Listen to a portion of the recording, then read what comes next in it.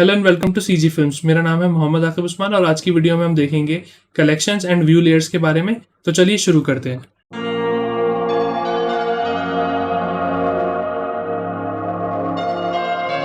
तो इस वीडियो में हम कलेक्शंस और व्यू लेयर्स को देखेंगे। कलेक्शन बेसिकली एक तरीका होता है कि किस तरीके से आप ऑर्गेनाइज कर सकते हैं अपनी लेयर्स को, अपने ऑब्जेक्ट्स को, अपनी लाइट्स को, कैमरा को। तो जैसे कि आप देख सकते हो टॉप राइट साइड पे हमारा आउटलाइनर होता है। इसके अंदर आप देख सकते हैं ये कलेक्शन है। कलेक्शन के अंदर हमारे पास कैमरा है, क्यूब है और लाइट है। ये आप देख सकते हो, ये तीनों ऑब्जेक्ट्स हैं। जैसे मैं यहाँ से आपको डिसेबल करके भी दिखा सकता हूँ, ठीक है। और ये कलेक्शन के बाहर आप देख सकते हैं यहाँ पर है सीन कलेक्शन। ये एक्चुअल में जो हमारा कंप्लीट सीन है ये उसका कलेक्शन है, मतलब कि ये हमारा मेन कलेक्शन हो गया, ठीक है। इसके अंदर ये सब कलेक्शन हो गए उससे छोटे वाले। जैसे कि आपने फोटोशॉप वगैरह में भी देखा होगा, ग्रुप्स बना देते हैं हम लोग, तो उसी तरीके से हम कलेक्शन क्रिएट कर लेते हैं ब्लेंडर में। फॉर एग्जांपल हमारा जो कलेक्शन है इसको हम रिनेम कर लेते हैं। तो रिनेम करके हम इसका नाम रख लेते हैं जैसे कि हमारा करंट ऑब्जेक्ट्स, ठीक है। तो जो हमारे सीन के जो मेन करंट ऑब्जेक्ट्स हैं जैसे कि कैमरा, क्यूब और लाइट, ये हमारे इस करंट ऑब्जेक्ट्स वाला हमारा कलेक्शन हो गया, ठीक है। अब जो हमारे ऑब्जेक्ट्स हैं ये इसके अंदर है, ठीक है। अब मैं यहाँ पर एक नया ऑब्जेक्ट ले आता हूँ। जैसे कि मान लीजिए हम यहाँ पर एक सिलेंडर निकाल लेते हैं। ये सिलेंडर आ गया है। तो ये सिलेंडर भी आप देख सकते हैं कि ये सिलेंडर भी हमारा करंट ऑब्जेक्ट्स के अंदर आया, ठीक है। और अगर मुझे इसको किसी दूसरे कलेक्शन के अंदर भेजना है तो मैं या तो यहाँ से न्यू कलेक्शन क्रिएट कर लूँगा, या फिर यहाँ पे मैं अपने सिलेंडर को सेलेक्ट करके एम प्रेस करूँगा और यहाँ से मैं अपना न्यू कलेक्शन क्रिएट कर सकता हूँ। जैसे कि आप देख सकते हो जो हमारे ऑलरेडी कलेक्शंस हैं, जो सीन कलेक्शन है हमारा मेन सीन का, जैसे मैं यहाँ क्लिक कर दूंगा तो ये करंट ऑब्जेक्ट से बाहर आ गया है ना। और एक चीज़ और मैं आपको बताना चाहूँगा, हो सकता है आपके में ये दो ऑप्शंस की जगह सिर्फ ये आई वाला ऑप्शन आ रहा हो, तो उसको आप कैसे सेट कर सकते हैं। तो यहाँ आप ऊपर देख रहे हैं ये फिल्टर ऑप्शन होता है, इसके अंदर आप जाएंगे तो यहाँ पर मैंने, क्योंकि अपनी ज़रूरत के हिसाब से मैंने ये रेंडर्स वाला मैंने ऑन कर रहा हुआ था, मैं इसे ऑफ कर देता हूँ तो आपका कुछ इस तरीके से दिख रहा होगा, ठीक है। इसको वापस से मैं उस तरीके से बाद में सेट करूँगा जब मैं उसको थोड़ा एक्सप्लेन करूँगा आपको, ठीक है। तो अब जैसे कि हमारे ये सिलेंडर हमारा कलेक्शन से बाहर आ गया है। अब मान लीजिए मैं सिलेंडर्स के लिए एक अलग कलेक्शन बना देता हूँ, तो मैं एम प्रेस करूँगा। तो अगर आप, अभी मैंने आपको करके दिखाया, सीन कलेक्शन मैंने करा तो ये अपने कलेक्शन से बाहर निकल गया है, करंट ऑब्जेक्ट्स वाले जो थे। अब मैं यहाँ पे एक नया कलेक्शन क्रिएट कर लेता हूँ, सिलेंडर्स, ठीक है। सिलेंडर्स नाम का मैंने एक कलेक्शन बना लिया है जिसके अंदर हमारी ये सिलेंडर वाली फाइल पहुँच गई है, सही। अब एक हम कलेक्शन बना लेते हैं। फॉर एग्जांपल एक कलेक्शन हम बना लेते हैं, जैसे लाइट है तो लाइट के लिए हम एक न्यू कलेक्शन बना लेते हैं, लाइट्स। ये ऑर्गेनाइज करने के लिए बहुत अच्छा रहता है। मान लीजिए बिल्कुल आपका सब कुछ तरतीब से लगा हुआ होगा, आपको कन्फ्यूजन नहीं होगी। आपने लाइट्स अपने लाइट के कलेक्शन में कर दी, कैमरा के कलेक्शन में कर दिया। मान लीजिए कोई सीन आप बना रहे हैं, उसके अंदर आपके रोड हैं तो रोड को आपने रोड का कलेक्शन बना सकते हैं। ह्यूमंस हैं, कैरेक्टर्स हैं, उनका सबका आप अपना स्पेसिफिकली डिफरेंट कलेक्शन क्रिएट कर सकते हैं। जैसे मैंने लाइट को लाइट के कलेक्शन में डाल दिया, वो करंट ऑब्जेक्ट वाले कलेक्शन में से हट गई है। और ऐसे ही मैं जल्दी से एक और कलेक्शन बना लेता हूँ कैमरा का, तो मेरा कैमरा अपना कैमरा के कलेक्शन में आ जाएगा। और ये सारे आप देख सकते हो सब अपने अपने अलग अलग कलेक्शन में चले गए हैं, ठीक है। अगर आपको किसी भी ऑब्जेक्ट को किसी और दूसरे कलेक्शन में मूव करना है तो आप एक तो डायरेक्ट एम प्रेस करके कर सकते हैं, नहीं तो यहाँ से ड्रैग करके भी कर सकते हैं। जैसे अब मैंने कलेक्शन क्रिएट करे, अब मैं चाहता हूँ कि मेरा कैमरा वापस अपने करंट ऑब्जेक्ट्स में पहुँच जाए, तो मैंने ड्रैग करा, ड्रॉप करा, सिलेंडर को भी वहाँ पहुँचा दिया और लाइट्स को भी वहाँ पहुँचा दिया, ठीक है। तो हम ड्रैग एंड ड्रॉप करके भी हम इस तरीके से कलेक्शन में स्विच कर सकते हैं और शॉर्टकट की के थ्रू भी कर सकते हैं। दोनों में से जो आपको बेहतर लगे आप कर सकते हैं। कलेक्शन बनाने के लिए आप या तो यहाँ राइट क्लिक करके भी कलेक्शन क्रिएट कर सकते हैं, और यहाँ पर आप देखोगे टॉप राइट पे तो यहाँ पर भी एक कलेक्शन का बटन है जिसके थ्रू भी आप कलेक्शन क्रिएट कर सकते हो। फॉर एग्जाम्पल ये हमारा कैमरे का कलेक्शन खाली है, तो मैं इसको अगर डिलीट करना चाहूँ तो या तो मैं एक्स की प्रेस करूँगा तब डिलीट हो जाएगा, नहीं तो मैं राइट क्लिक करके इस कलेक्शन को यहाँ से भी डिलीट कर सकता हूँ, ठीक है।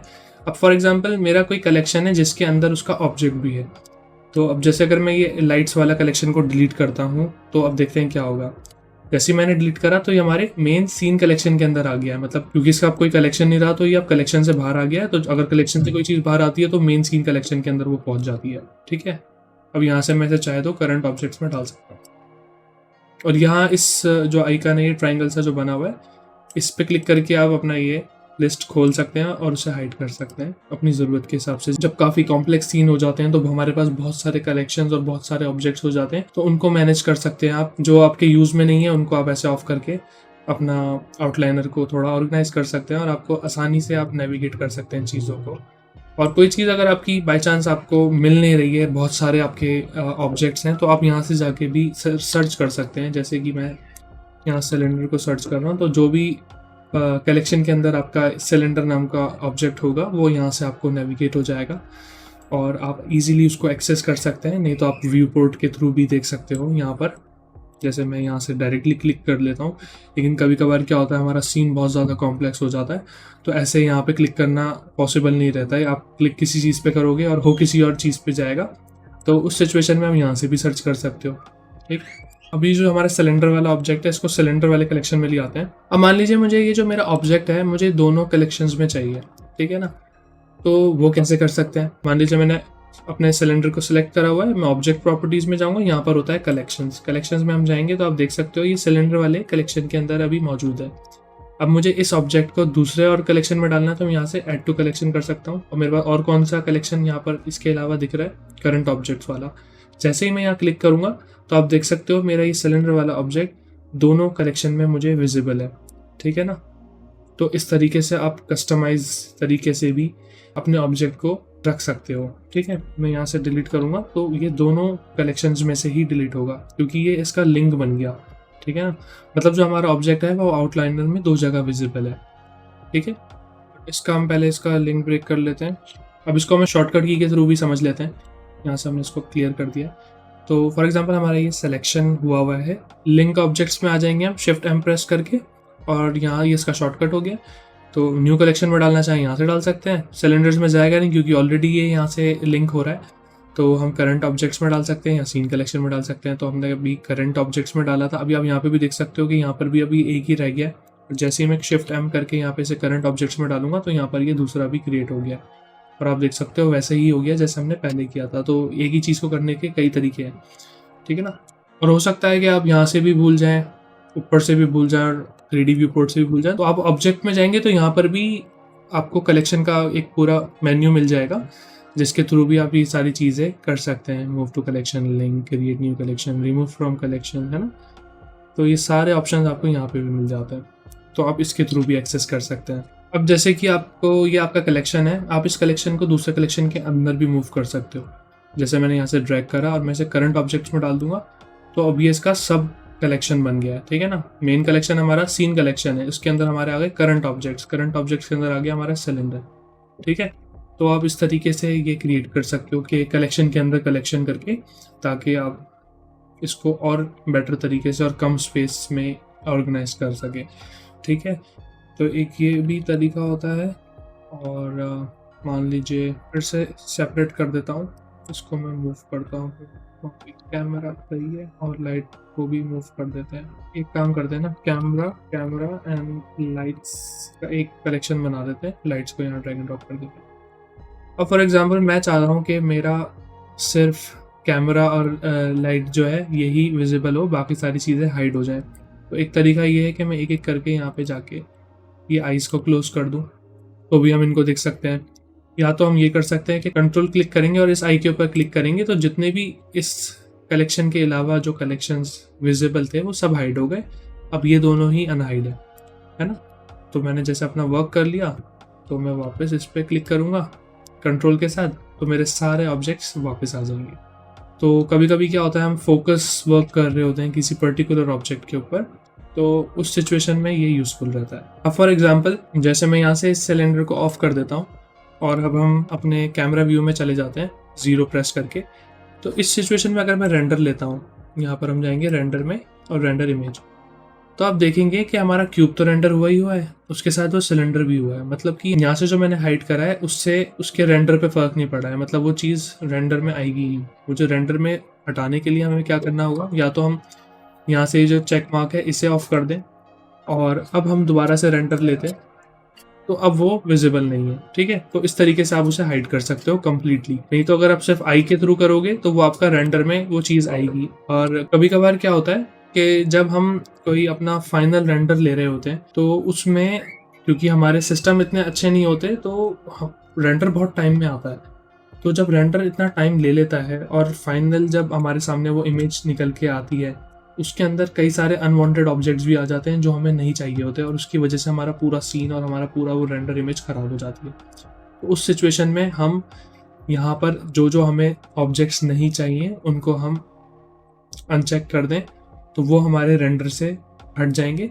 तो उस तरीके से हमारा रेंडर क्लीन आएगा। क्योंकि कभी कभार क्या होता है कि कुछ ऑब्जेक्ट्स होते हैं जो कैमरा में विजिबल नहीं होते पर हमारे 3D वर्ल्ड में होते हैं, तो उसकी वजह से लाइट्स जो हमारी फॉल हो रही होती है उस सीन के अंदर, तो वो भी डिस्टर्ब हो जाती है। आपको कहीं कहीं ना कहीं कोई अनवांटेड शेडोज मिल जाएंगी जो आपका सीन खराब करेंगी। तो इन चीज़ों में हमें ये काफ़ी यूज़फुल रहता है, ठीक है। एक तो हम इस तरीके से भी कर सकते हैं, और दूसरा तरीका क्या होता है, हम फिल्टर में जाएंगे तो आप देख सकते हैं ये है रेस्ट्रिक्शन टॉगल्स। तो यहाँ पर भी हमारा ये रेंडर का जो ये मेरा विजिबल था ये हमने हाइड करा था, तो हम यहाँ से इसे ऑन कर लेंगे। तो आप देख सकते हो कि जैसे ही हमने सिलेंडर के उस पे से बॉक्स पे से चेक मार्क हटा दिया था तो ये पूरा कंप्लीटली ऑफ हुआ हुआ है, इस वजह से रेंडर नहीं आ रहा था। फॉर एग्जाम्पल यहाँ टिक लगा हुआ होता और हमने यहाँ से इसकी आई ऑफ कर दी है, तो आप देख सकते हो कि अभी भी रेंडर वाला आइकन अभी भी हाईलाइटेड है। तो अभी मैं दोबारा से रेंडर लेता हूँ तो आप देख सकते हो कि सिलेंडर अभी भी विजिबल है। और अब मुझे अगर मेरा कलेक्शन ऑन रख के, फॉर एग्जांपल कि इस कलेक्शन के अंदर बहुत सारे ऑब्जेक्ट्स हैं जो मुझे चाहिए और मैं सबको नहीं हाइड कर सकता, तो स्पेसिफिकली मैं इस सिलेंडर वाले ऑब्जेक्ट पे जाऊंगा और यहाँ पर आके मैं इस रेंडर का जो कैमरा बना हुआ है कैमरे के ऊपर भी क्लिक कर दूंगा। तो अब ये रेंडर में भी नहीं आएगा। तो हम रेंडर में जाके चेक करते हैं तो देखिए, तो ये अब रेंडर में भी रेंडर नहीं हुआ, तो ये कम्प्लीटली हाइड हुआ हुआ है इस सीन में से। तो इस तरीके से भी हम इसको यूज़ कर सकते हैं। तो अब इसको अनहाइड कर लेते हैं और आपको मैं अब दूसरी चीज़ दिखा देता हूँ। थोड़ा सा सिलेंडर्स को सिलेंडर में रखते हैं, यहाँ पे इसको कर देते हैं कोन्स, और कोन्स को हम सेपरेट कर लेते हैं। अब यहाँ आप टॉप में देखेंगे तो यहाँ पर होती हैं हमारी लेयर्स। तो ये हमारी जो लेयर है, तो व्यू लेयर इसका ऑलरेडी नाम है, तो आप देख सकते हो यहाँ पर ये है। तो व्यू लेयर में क्या है, हमारे सारे जो कलेक्शन है और जो सीन सेटअप है ये ऑलरेडी आप देख ही रहे हो, जो सारा काम हो रहा है ये इस वाली लेयर के अंदर हो रहा है। अब मैं एक न्यू लेयर क्रिएट करता हूँ, ठीक है। और न्यू लेयर हमने जो क्रिएट करी इसके अंदर इसका नाम हम दे देते हैं कोन्स ओनली। मान लीजिए मुझे सिर्फ कोन्स देखने हैं इस लेयर के अंदर और बाकी सारी जो चीज़ें हैं उनकी मुझे ज़रूरत नहीं है, तो मैं वो कलेक्शंस को ऑफ कर देता हूँ। तो अब ये हमारा कोन्स वाला लेयर आ गया है। अगर मुझे कोन्स पे वर्क करना है तो मैं यहाँ पे वर्क कर सकता हूँ, और अगर मुझे फुल सीन पे वर्क करना है तो मैं व्यू लेयर पे जाऊँगा तो मेरे सारे ऑब्जेक्ट्स आ जाएंगे। तो इस तरीके से भी हम स्पेसिफाई कर सकते हैं कोन्स ओनली, ठीक है। और एक लेयर और क्रिएट कर लेते हैं। यहाँ 3 लेयर्स हैं। न्यू में वही है कि आपको बिल्कुल शुरू से एक लेयर आ जाएगी जिसमें आपको जो ऑब्जेक्ट ऑन करना है या ऑफ करना है आप कर सकते हो। कॉपी सेटिंग्स में क्या होगा, जिस सीन पे आप हो वो वाली सेटिंग्स कॉपी हो जाएंगी उस न्यू लेयर के ऊपर। और ब्लैंक लेयर में क्या होगा, सारा कुछ ऑफ हो जाएगा और आप अपने हिसाब से जो आपको ऑन करना है आप उसे ऑन कर सकते हैं, ठीक है। तो अभी तो मैंने चलिए ब्लैंक लेयर ही इसको मैं हटा देता हूँ, और अब मैं एक लेयर क्रिएट करता हूँ न्यू, जिसका नाम हम रखते हैं कैमरा एंड लाइट्स। मान लीजिए मुझे सिर्फ कैमरा और लाइटिंग को ही चेक करना है, तो मैं कैमरा और लाइट्स में जाऊंगा और मैं अपना करंट ऑब्जेक्ट्स ऑफ कर दूंगा, कोन्स ऑफ कर दूंगा। मेरा सिर्फ कैमरा और लाइट इस पर्टिकुलर लेयर में मौजूद है। मैं इसके साथ जो भी वर्क करना चाहता हूँ कर सकता हूँ, सही है। और बाकी चीज़ें मेरी ऑफ हो गई हैं। और मैं लेयर चेंज करूँगा, व्यू लेयर में जाऊँगा, सब कुछ है। कोन्स पे वर्क करना है तो सिर्फ कोन्स आ गए, और सिर्फ कैमरा और लाइट्स पे वर्क करना है तो मैं इस तरीके से कर सकता हूँ। और ऐसा नहीं है कि जो मैंने ऑफ कर दिया तो दोबारा उनमें मैं चेंजेस नहीं कर सकता। अगर मुझे कैमरा लाइट्स में कोन्स को ऑन करके देखना है कि लाइट कैसे पड़ रही है या कैमरे में कैसे दिख रहे हैं, तो मैं यहीं पर ऑन करके चेक भी कर सकता हूँ, ठीक है। और यहीं से ऑफ भी कर सकता हूँ। ऐसे ही मैं करंट ऑब्जेक्ट्स को भी ऑन ऑफ कर सकता हूँ। किसी भी लेयर को हम ऑन ऑफ किसी भी स्टेप पे कर सकते हैं, वो सब आपके हाथ में कि आप कैसे उसको कंट्रोल कर रहे हैं, ठीक है। तो ये हो गया इसका लेयर सिस्टम। तो ये हो गई इसकी व्यू लेयर्स। अब मान लीजिए हमें चाहिए कि फ़िल्टर ऑप्शन से हम अपना सेलेक्टेबल ऑप्शन खोल लेते हैं और अपना डिसेबल व्यू पोर्ट वाला ऑप्शन खोल देते हैं। ठीक है, अब आप देख सकते हो ये 4 ऑप्शंस आ गए। अब मान लीजिए मैं चाहता हूँ कि मेरा सीन सेट है, मैं चाहता हूँ मेरा क्यूब सेलेक्ट ना हो, क्योंकि क्यूब अपने परफेक्ट जगह पे है, उसकी सारी सेटिंग ठीक है, तो मैं यहाँ से उसकी सिलेक्शन ऑफ कर दूंगा और मैं सारा सीन सेलेक्ट कर सकता हूँ, पर मेरा क्यूब सेलेक्ट नहीं होगा। ठीक है, इसी तरीके से मैं मान लीजिए मुझे कोन भी मेरे सेट हैं, तो मैं कोन वाला कलेक्शन ही ऑफ कर देता हूँ, मतलब ऑफ नहीं कर रहा, मतलब उसकी सिलेक्शन ऑफ कर देता हूँ, तो मैं सब कुछ सेलेक्ट करूँगा, मेरे कोन्स सेलेक्ट नहीं होंगे। ठीक है, तो इस तरीके से हम इसे कंट्रोल कर सकते हैं। मान लीजिए मैं चाहता हूँ कि मेरे जो ये कोन्स हैं ये सारे लेयर्स में से ही ऑफ हो जाए, मतलब कि उनका जो व्यू पोर्ट विजिबिलिटी है वो डिसेबल हो जाए। तो जैसे आई वाला जो ऑप्शन है, इससे अगर मैं कुछ हाइड करता हूँ, मान लीजिए मुझे ये कोन्स को हाइड करना है, तो मैंने हाइड कर दिया। ठीक है, लेकिन अगर मैं किसी और लेयर में जाता हूँ, फॉर एग्जांपल मैं कोन्स वाली लेयर में जाता हूँ, तो ये मेरे अभी भी विजिबल है ना। तो इस सिचुएशन में हमारा ये वाला जो व्यू पोर्ट वाला ऑप्शन है, तो यह व्यू पोर्ट में से हमारा ऑब्जेक्ट्स को डिसेबल कर देगा। तो मैं जैसे ही इस पर क्लिक करता हूँ तो ये सेम फंक्शन हुआ है, आई की तरह इसने भी डिसेबल कर दिया है, जो कि दिख नहीं रहा है। लेकिन अगर मैं इसके कोन्स वाली लेयर में जाऊँगा तो ये यहाँ से भी गायब हो गया। ठीक है ना, तो इसका ये पर्पज़ है। और मैं इसको दोबारा लेके आता हूँ, अब मैं आपको कैमरा व्यू से दिखाता हूँ। तो फॉर एग्जांपल आप कैमरा व्यू में देखेंगे तो यहाँ पर भी कोन्स हमारे इस रेंडर एरिया में आ रहे हैं। तो अगर मैं यहाँ से डिसेबल करता हूँ व्यू पोर्ट वाला और मैं इसको रेंडर लेता हूँ, तो अगर हम रेंडर में आप देखेंगे तो हमारे कोन्स आ गए हैं। क्यों? क्योंकि जो ये है, ये जो हमने आइकन यूज़ किया था डिसेबल व्यू पोर्ट वाला, उसमें ये हमने व्यू पोर्ट में से डिसेबल किया था, रेंडर इमेज में से डिसेबल नहीं किया था, इसलिए ये हमारे रेंडर में अभी भी मौजूद है। अगर हमें रेंडर में से भी हटाना है तो मैं ये लास्ट वाला जो कैमरा वाला आइकन है, इस पे हम क्लिक कर देंगे और अब जाके हम रेंडर करेंगे, अब नहीं आएगा। ठीक है, अब फॉर एग्जांपल ये जो मेरा कलेक्शन है करंट ऑब्जेक्ट्स वाला, मुझे इसको डुप्लीकेट करना है या लिंक बनाना है इसका, मैं इसे ड्रैग करूँगा और अपने 3D व्यू पोर्ट में जैसे ही ड्रॉप करता हूँ तो आप देख सकते हो ये मेरे जो क्यूब और सिलेंडर वाला ऑब्जेक्ट है ये यहाँ पर दोबारा से आ गए। लेकिन अब इसमें मसला ये है कि ये आपस में लिंक्ड है।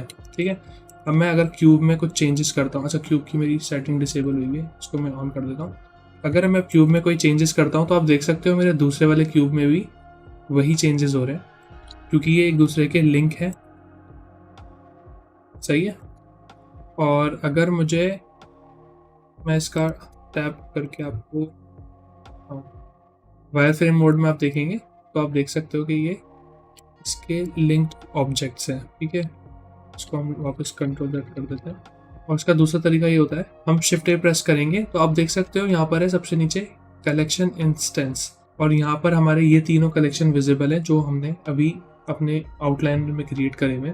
तो मैं जैसे मुझे कोन्स को लाना है तो मैं कोन्स पे क्लिक करूँगा और ये मेरे कोन्स की एक लिंक्ड कॉपी बन गई है, जैसे अभी क्यूब और सिलेंडर की बनी थी। अगर मैं अब इस कोन में कोई भी चेंजेस करूँगा तो मेरे इन कोन्स में आपस में वही सेम चेंजेस होंगे जैसे होने चाहिए। सही है, तो इसका बेसिक यूज़ होता है कि आपको कोई अपना कलेक्शन इंपोर्ट करना है किसी और जगह पे, तो इस तरीके से आप अपना कलेक्शन को ला सकते हैं। सही है, तो ये थे हमारे view layers and collections render के। उम्मीद है आपको समझ में आया होगा कि किस तरीके से हम कलेक्शंस के थ्रू अपने ऑब्जेक्ट्स को, अपने लाइट्स को, कैमरास को ऑर्गेनाइज कर सकते हैं और व्यू लेयर के थ्रू डिफरेंट लेयर क्रिएट कर सकते हैं अपनी ज़रूरत के हिसाब से।